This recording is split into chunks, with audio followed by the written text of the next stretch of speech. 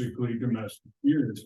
My favorite McEwen's ale in the summer, I'd always open a McEwen's and put it in the back of the cooler so I could have a sip. And I really developed a taste for fine wine, but also better beer.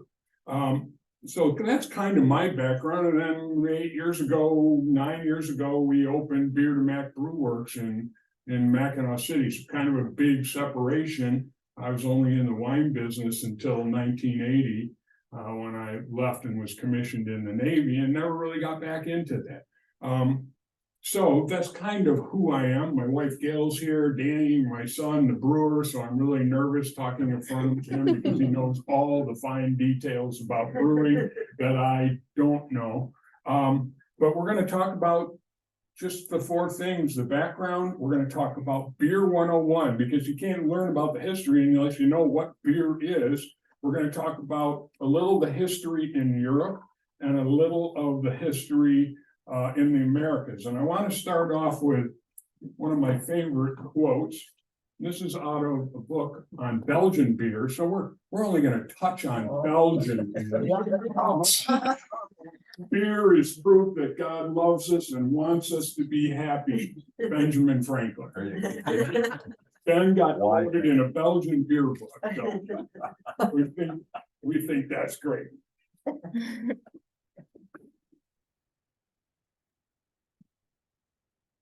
So, Beer 101. 4 ingredients to beer. First one, malt.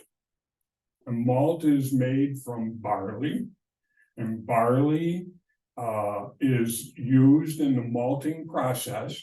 And what they do is they take the barley and they germinate it. They get it, soak it in water, they germinate it. And shortly after it's germinated, they heat it up and kiln dry it. And we could spend days on malting. They heat it up and they stop the germination process. But what happens during that time, it releases all the enzymes and all of the carbohydrates in the seeds. So there are lots of different kinds of malts. I've got a few here. You can pass these around. This one is Carretera. You just pass around. You can take a taste if you'd like. This one is a dark, debittered black. And yeah, this one is a Pilsner malt. And this one, can you really like take oh one? yeah, bite? taste it. You can take 2 on Does it it. taste like a pine nut? Yeah, it tastes like grain. Like a pine nut? That is two-row, the basic malt. That's American two-row. That's the basic malt that's used in all the beers. So we have to have malt. Taste this one, Danny said this one tastes good. Tastes like granola. Tastes like coffee. Hmm. Sort of. So in the malt, so in the beer process, the first step is put the malt in the kettle. They put it in the mash tun, pour water over it. What temperature? Well, taste it. Depends on the beer you're making. Then you take and run the hot water, the water over the malt. And you're able to take then all of the sugars out of the grain. So when you're done with that mash, you have sweet water. And so that's what's provided by the malt. It goes into the brew kettle after you soak the grain, basically. Another one. The second ingredient is hops. The hops are in all current beers, but hops really became a thing in the like 8th and 9th century in Europe. Before that, they used something called gruit. And gruit was a herb mixture of hops, sweet gale, yarrow, wild rosemary, ginger, cumin, and whatever else they could find. Whoa. And they would put that in the brew kettle with the malt, and the hops came into being because it stabilized the beer and the hops added lots of flavors. We'll talk about that in a second. And the hops also kept it from frothing while you're making beer. And the hops were also kind of a problem because the Catholic Church controlled the gruit. And you had to go to a gruit house to buy that ingredient and pay taxes to make beer. So when the hops were coming around and becoming popular, the churches and the barons were all trying to control that because they wanted to make sure they were making their share on the beer. But hops in the 8th century, actually it came into Belgium in 768, and they were mostly in the 8th and 9th century in Bohemia and Bavaria. There are two types of hops. There is a bittering hop and there's an aroma hop. And once you've got that mash in your boil kettle, you add the hops at various times. The boil usually goes an hour and a half, or it varies based on the kind of beer you're making. In the beginning of the boil, you add bittering hops to give a little, that's what gives a little bite to all beers. And at the end of the mash, you add aroma hops, which give flavor. And I brought a couple of samples. This is Willamette hops. Now, the hop flower that's grown on a hops vine comes out in the end of August and September. It's a flower or a cone, and you can take that and dry it and put it into the beer. But what brewers do now, it's pelletized. So You don't want to eat them. do not eat these. That would be really- Take a sniff. That's Willamette.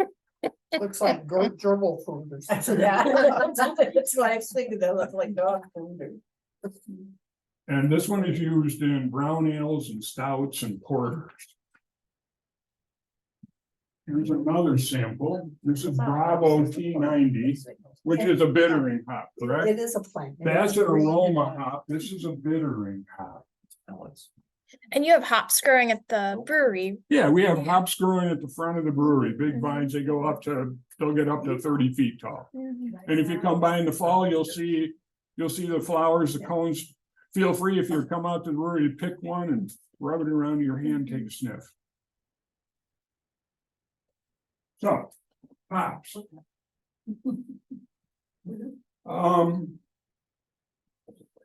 Yeast is the third ingredient.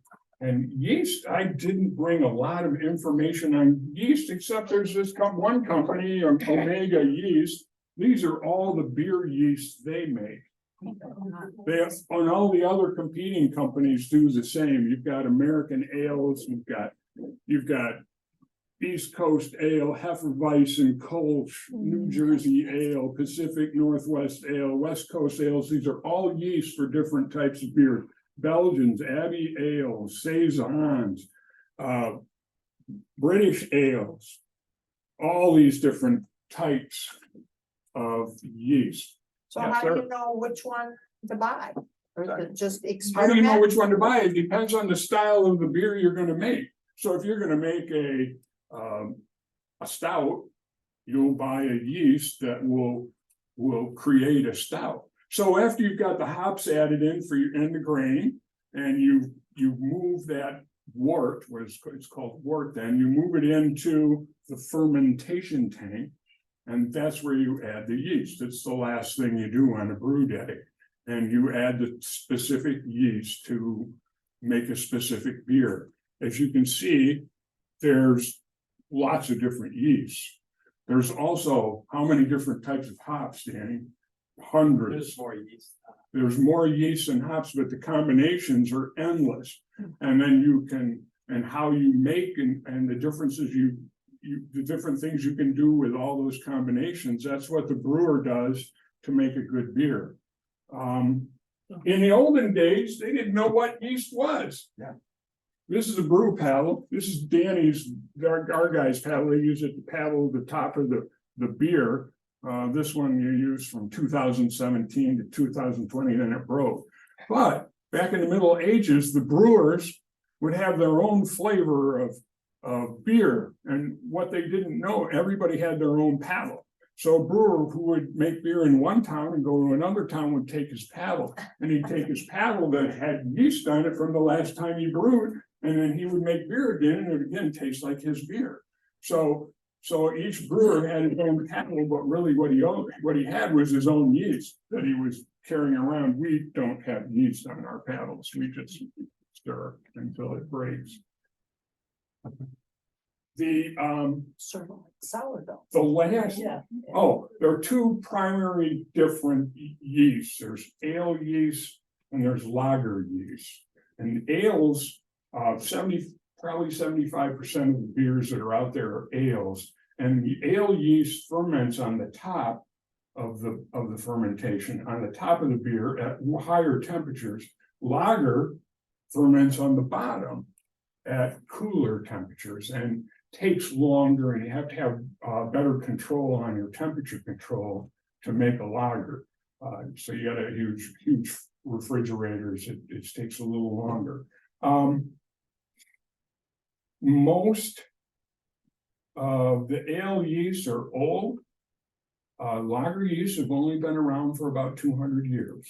So they're much newer. Most of you are more familiar with the flavor of beer from a lager yeast than you are from an ale yeast. Although if you're a beer guy, you've had them all.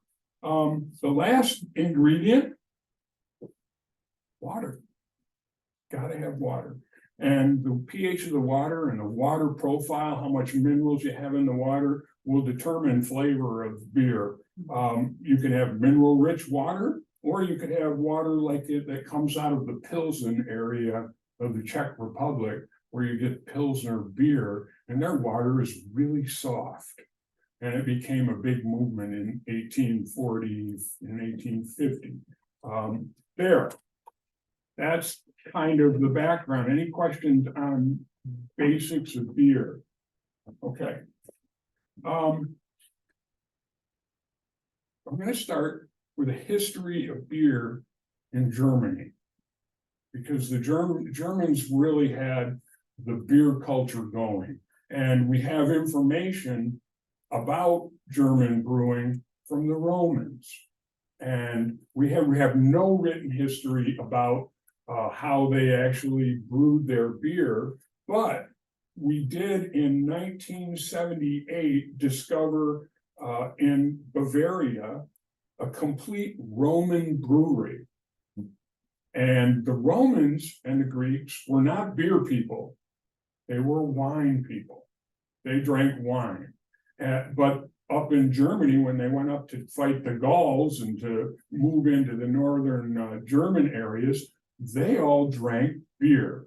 And Tacitus wrote about it in 110 AD. He said it was liquor of barley or other grain, and had a corrupt resemblance to wine.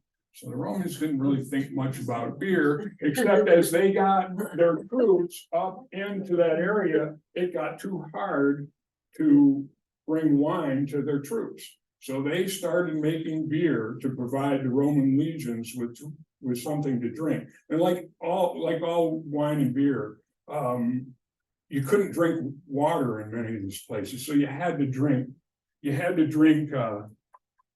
something with alcohol in it, because you would get dysentery. And fortunately, we have water. So the Christians got involved in the brewing. In 385, St. Patrick, he was born in Scotland, and when he was 31, he went to Ireland, and he Christianized Ireland and converted lots and lots of people. In fact, they converted so many people that they had extra monks and people who could then turn and go into Europe, and they set up monasteries. Benedictine monks set up monasteries all throughout Europe, and they were teachers of doctrine, and they were brewers, and they brewed beer. And they were the best brewers. Everybody, a lot of other people were brewing beers, but in the monasteries, they brewed beer and they sold it. They drank it themselves, but they also would sell beer.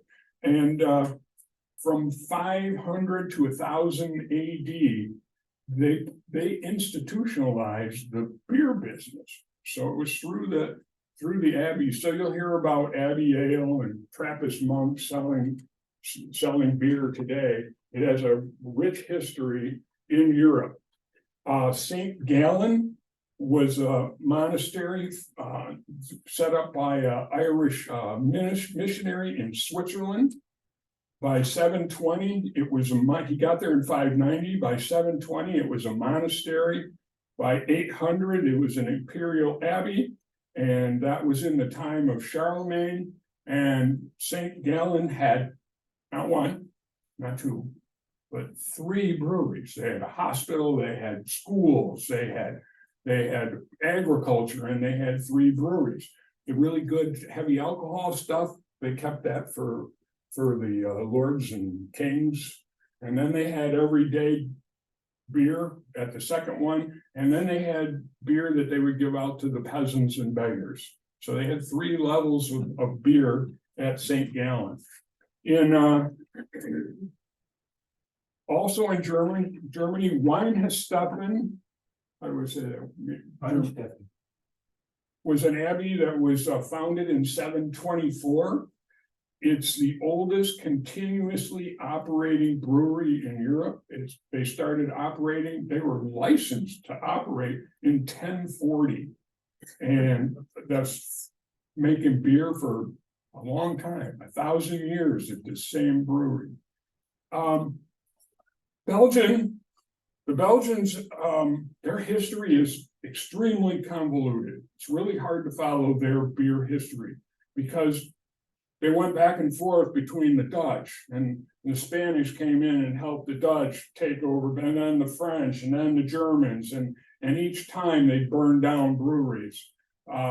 But the Belgians have a very deep and serious brewery culture. Reformation came in 1500s, and hops really were spread along with the Reformation.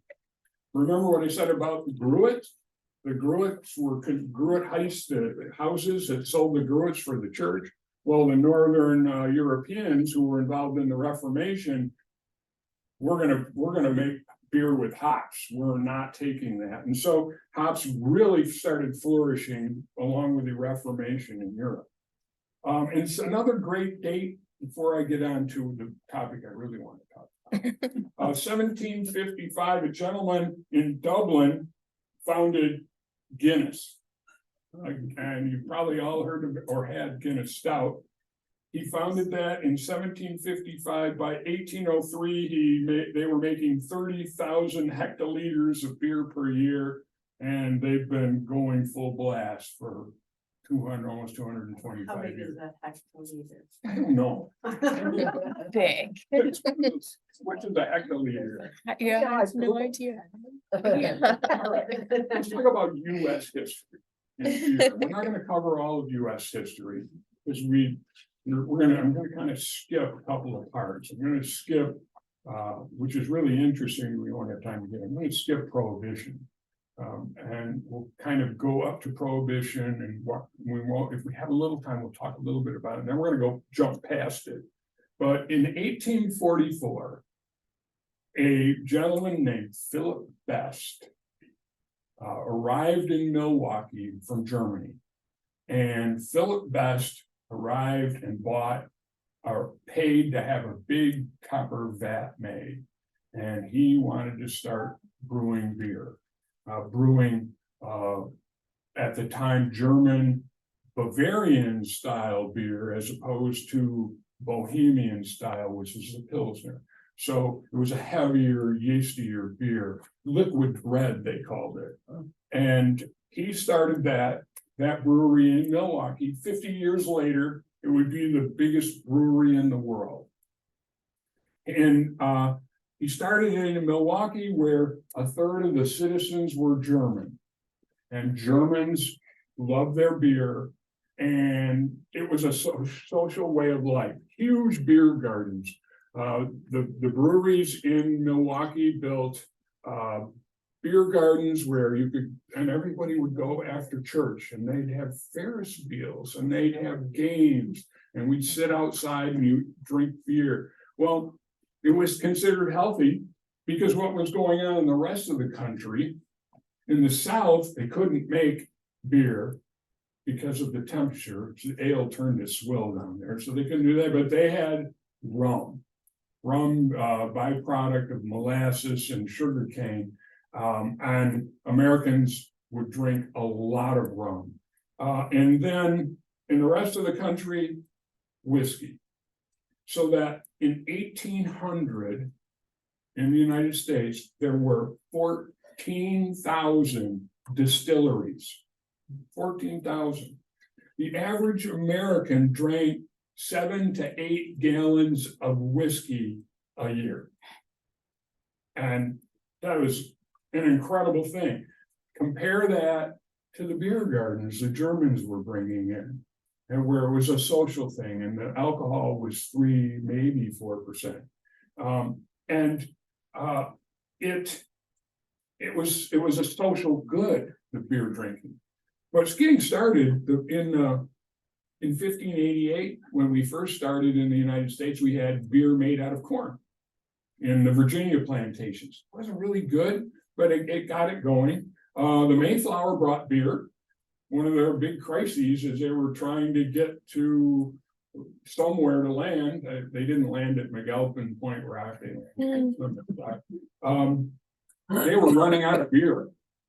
And that's what they had to drink, and they finally landed. So beer was a good thing. George Washington, after the Revolutionary War in 1783, he said farewell to the troops in New York at Florence Tavern. And after the war, Revolutionary War, primarily the breweries were making ales and stouts and dark beer, and very little of the German style beer. And then some of them did start, but we really got to go back to, when you want to really learn about American beer, you got to go back to Milwaukee. And 1830, 600,000 Germans came into the country. 1840s, 1.7 million. 1850s, 2.6 million, and they were all beer drinkers. Beer started growing in Milwaukee like crazy, and beer also spread when it became the preferred drink for the Army of the Potomac. And the Army of the Potomac marched on beer. It was safe for them to drink, and it expanded beer throughout the country. Not quite so much in the South, but in the North. A guy named Frederick Pabst married Philip Best's sister. And Frederick Pabst became the beer king in Milwaukee by selling beer and creating a huge brewery in Milwaukee and sending it on trains to Chicago. And it became the basis for one of the biggest breweries in the world, which would become the biggest brewery in the world. There was another person named August Krug who started another brewery in Milwaukee, and his bookkeeper was named Joseph Schlitz, and he took over the company and created Schlitz in Milwaukee. There was a third family that became quite prominent, and that was when a guy named Frederick Miller bought a small brewery in Milwaukee called the Plank Road Brewery. And these are all in Milwaukee. Meanwhile, over in St. Louis, where there were a lot more Germans, there was another German gentleman named Adolphus Busch. And he was 18 years old, and good old Adolf Busch saw that there was money to be made in supplying equipment to breweries. There were a lot of breweries. And he was a pretty shrewd business guy, and he ended up marrying Lily Anheuser, the daughter of Anheuser Brewing, and he became the king of Anheuser-Busch Brewing. They used all sorts of technology. Adolf Busch invented, he spoke and read French. He invented pasteurized beer. He invented a bottling line. He invented refrigerated rails. He mechanized huge barley cleaners and malting houses. He had 450 bushel barley hoppers. He shipped by 1879 by rail. They were shipping out of Anheuser-Busch to every state in the country. He used rails, and he sent beer into New York, and he sent beer into Atlanta, and he sent beer everywhere. The Pabst grew fast also, but they went from Milwaukee into Chicago and into the northern Midwest cities. By 1879, every state had Budweiser, had Anheuser-Busch beer. And 1880, Pabst hit 200,000 barrels in production. In 1890, by 1890, the three largest brewers in the world were Pabst and Anheuser-Busch and Schlitz in the world. These were massive breweries, and they sold all of it by kegs back then. So it was all keg beers going into saloons, and they would go in and compete with a saloon keeper, Schlitz and Pabst, and these would be captured saloons. So the keyhole would be an Anheuser-Busch place, and the Dixie would be Schlitz, and some other would be Pabst, or there was some Miller, and there was some Stroh's. But something else was happening back when Philip Best came from Germany. Something else significant in the brewing history. 1842 in the Czech Republic, it was just called Bohemia then. They created Pilsen beer, and they took their soft water that they had in Pilsen. They took their Pilsner malt, and they took a Saaz yeast, and they created a really light beer, similar to the beer you've all seen. And Budweiser became a name that was common to many breweries because they competed to bring the Budweiser back to the United States. And Pabst and Busch had the best chemists, they had the best brewers, and they went over there and they tried to copy that Pilsner beer. And it took them many years, 2 or 3 years to do it.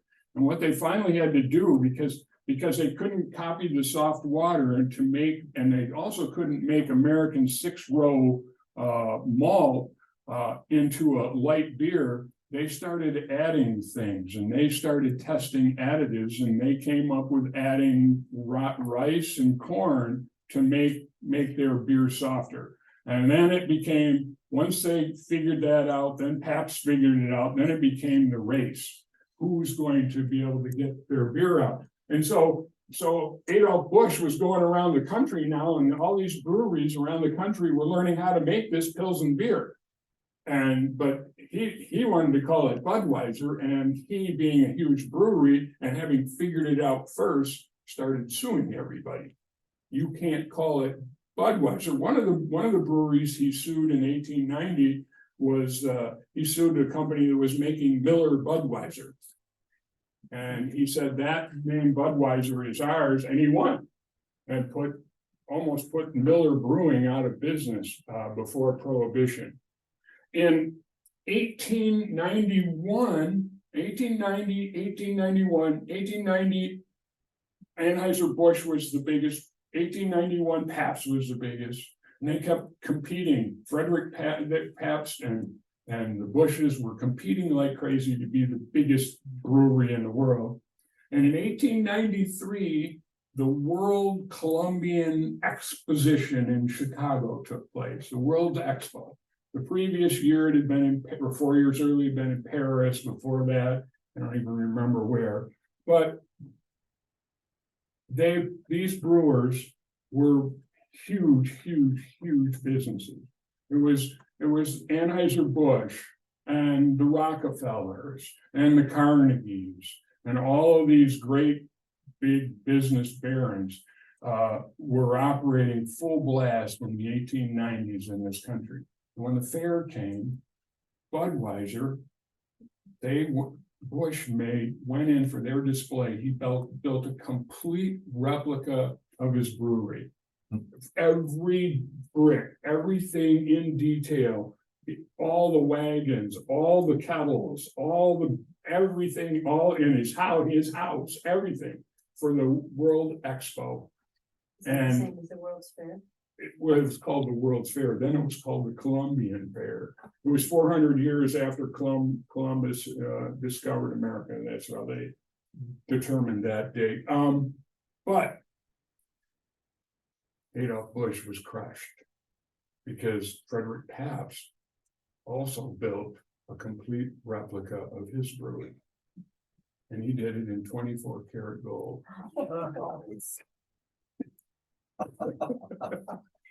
Now, that was only a minor part of that World's Fair in brewing. Not much. We don't So- know there. So that World's Fair started in May and it went through like September and everybody went to it. I mean, Chicago had burned down in 1871 and it was just booming during this World Fair. Millions and millions of Americans went. And they had a competition at that fair. And the competition was who would have the best beer. And they picked a panel of judges and they had experts out of Washington and congressmen set up this panel. And they had the scientists from all over the country who would be judging beers and all the beer styles. Each of these guys made 4, 5, 6, 8 different styles of beer. So that they were putting them all out there. Pilsner being the most important kind at the time. And they were testing it on clarity. They were going to give them 15 points for clarity, 20 points for flavor, 45 points for chemical purity, and 20 points for commercial impact. Well, one of the breweries quoted said, "Nobody knows what that's for."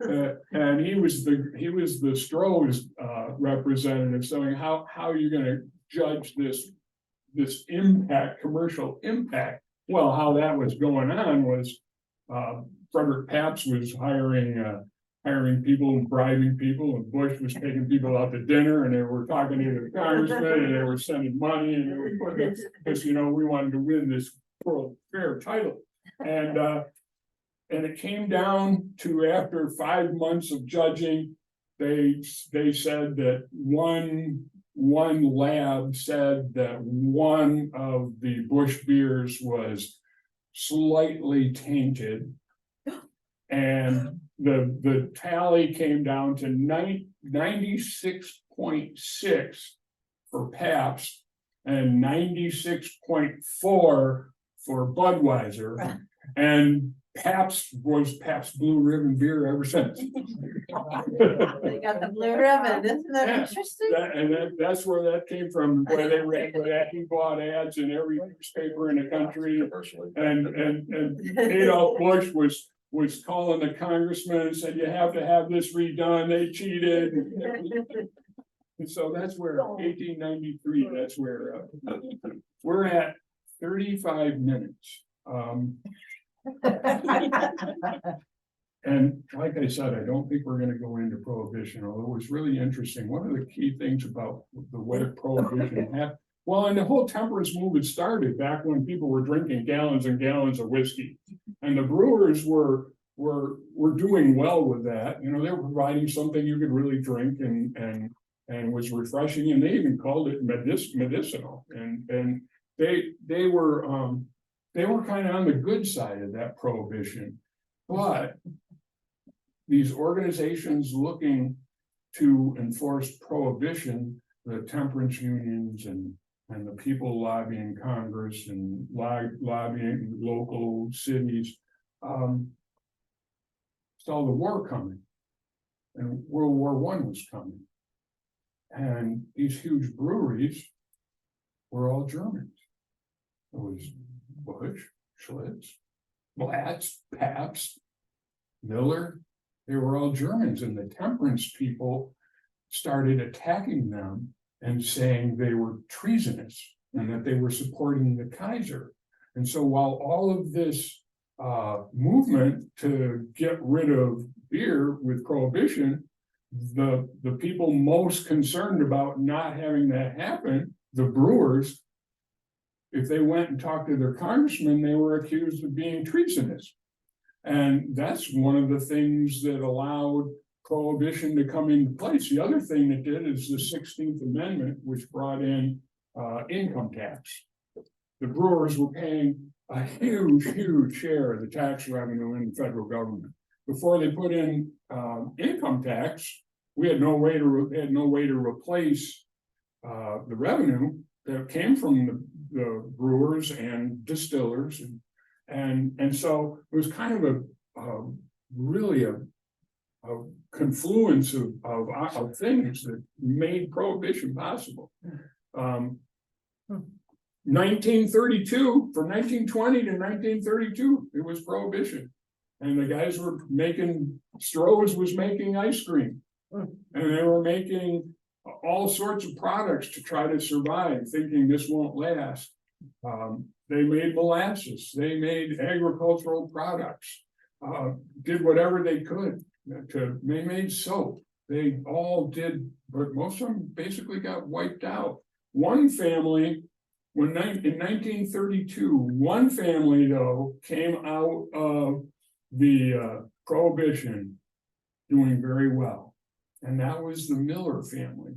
The Millers did a couple of things that most other brewers and big brewers hadn't done. One, they didn't put a dime in the stock market. They bought municipal bonds, they bought storefronts, they bought property, and they made a lot of money, not really focused on their brewery. And when prohibition ended, they had lots of money and they rebuilt their brewery. And they also, it was also unique in that there were two brothers and two sisters. And unlike most every other company in the country, the sisters were totally involved. They were the CEOs and they were marketing, and the Miller brothers were out selling, and they worked together as a family. So they had like a core of 4 brothers and sisters that really pushed Miller forward. But that coming out of prohibition, everything had changed. Prior to that, everybody was selling keg beer. At the end of prohibition, there were roads, there were automobiles, there were trucks. You didn't have to use rails to distribute your beer. And there was refrigeration. In fact, people could have their beer at home. And the packaging, canning started in 1935, really. Here's a example of one of our cans. They learned how to line cans so that you wouldn't leach that metallic flavor into the beer. And it went from 90% keg sales in saloons to probably almost the other way around, bottles and cans in individual homes. And also the other big thing was advertising, television and radio marketing. And that happened and changed everything. The economies of scale, everybody liking pills, everybody making kind of the same style of beer, and the big guys were putting all the small breweries out of business. I mean, they could go into any town, any place and sell their beer. In 1935, there were 703 breweries. In 1978, how many breweries were there in 1978? Somebody guess. 5. No, there were 89 across the whole country, and there were 50 companies that owned those 89. And everything had changed. By 1990, there were, again, now 284 breweries. 2010, now we got all of a sudden big changes going on. Everybody was drinking Pilsner. What are Pilsner style beers in America? Budweiser, Miller, Coors, Pabst, Sapporo, Heineken.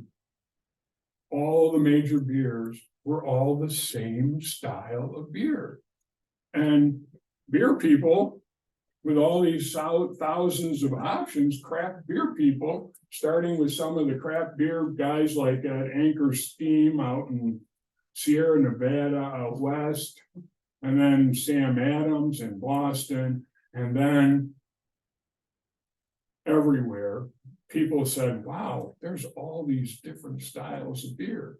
And they became a thing. 2022, 9,708 breweries in America. So you can get fresh beer nearby almost everywhere. So that's kind of what's happened in the history of beer. Any questions before we taste a little beer? I have a question about history of the different companies. Mhm. I can't think of the name of the brewery in Pennsylvania. That's Yingling. Yingling, thank you. Yingling was, I had that written down somewhere. That was like back in the colonial period, wasn't it? Yingling started in He's been studying up. I could tell. 1829. 1820. It's now the oldest continuously operating brewery in America. And they're with the problems that Anheuser-Busch has had recently with Bud Light, Yingling is gobbling up that market share. They're the oldest brewery. They always stayed local, and they always, for century and a half, they stayed local and served their customers and built their client base and had loyal customers, and they've slowly started, but now there's Yinglings in Indiana now, and it shouldn't be long, we'll have Yingling in the in Michigan. Yeah. And they're gonna do, they've got Yingling and they got Yingling Light, Mhm. and they're gonna probably become a bigger brewery, being American owned.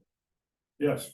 When you talked about the reduction in the number of breweries down to 78 or 79, I mean, I can remember that. I'm from Ohio, and in all the big cities, there were, in Cleveland and Cincinnati, everywhere there were breweries. They're all gone. Yeah. But they're now being replaced by Sam Adams, By Great Lakes, what's Great Lakes and what's Cleveland. Great Big- Lakes and Yeah, Cleveland? yeah, Well, in Michigan, Bell's and. yeah, sure. And Shorts. Shorts and Beer to Founders Mac. are huge, stuffing out, beer to Mac.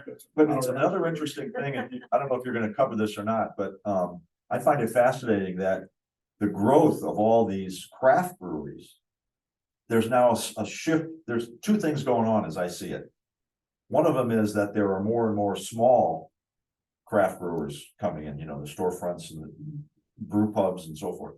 But also the big companies are buying up the craft brewers and keeping their brand, but they're part of Budweiser or Miller and so forth. That's The interesting thing about that is the craft beer people know when that happens.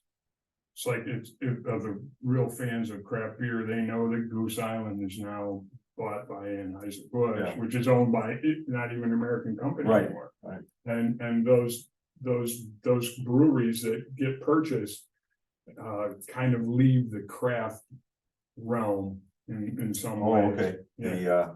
The association. Yeah. Oh, okay. And the corporation. Cashed in. Yeah, sure. it's cashed in. You finally get offered enough money, you go, okay. Yeah. I'll take it. It's like bringing in corporate oversight, and Yeah. you lose a lot of Yeah. that local flavor. Bean counters.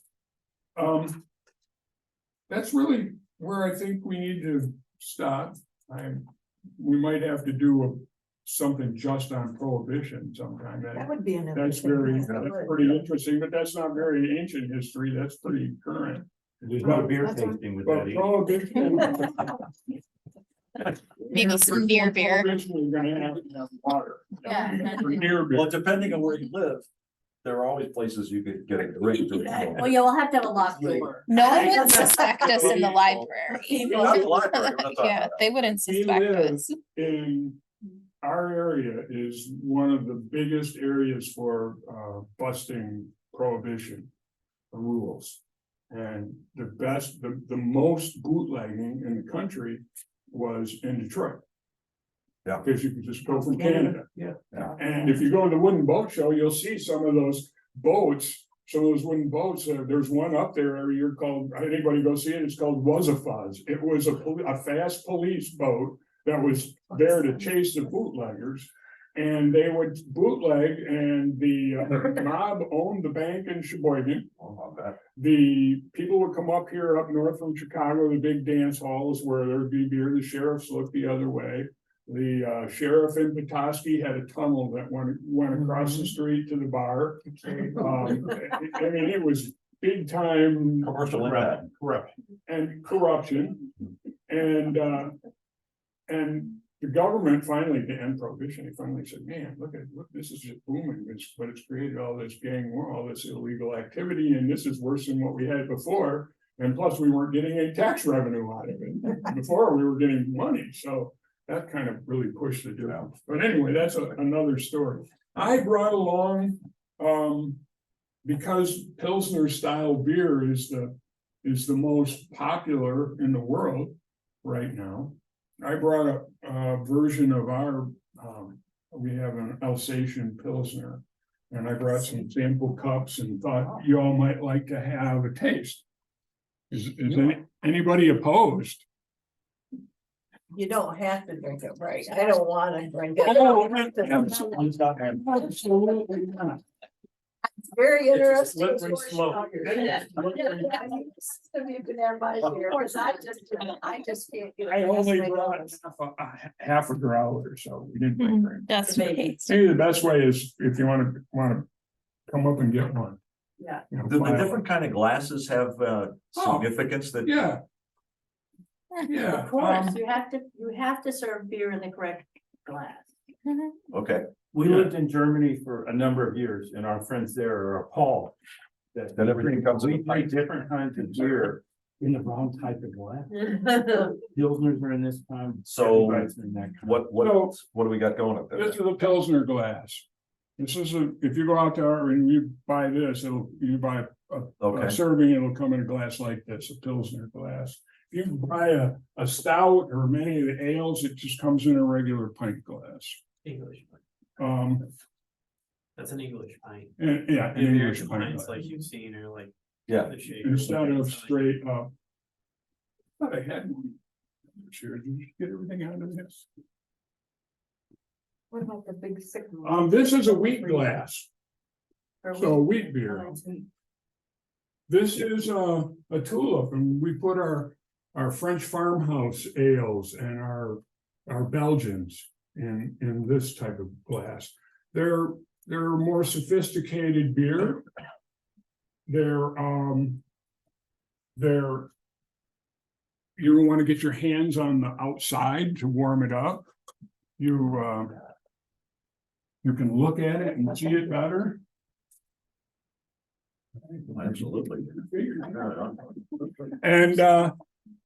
And then this is a traditional Stein, which would be an old time German. But are those historical or are they really from, you know, the people that made wheat beer? That's the glass you get. Man, Yeah, it's like Hefeweizen glass.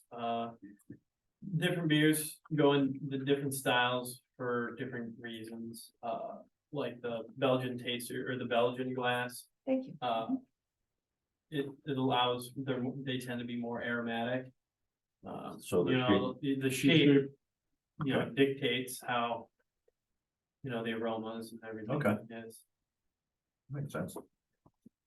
anything you want to tell them about this beer I'm pouring?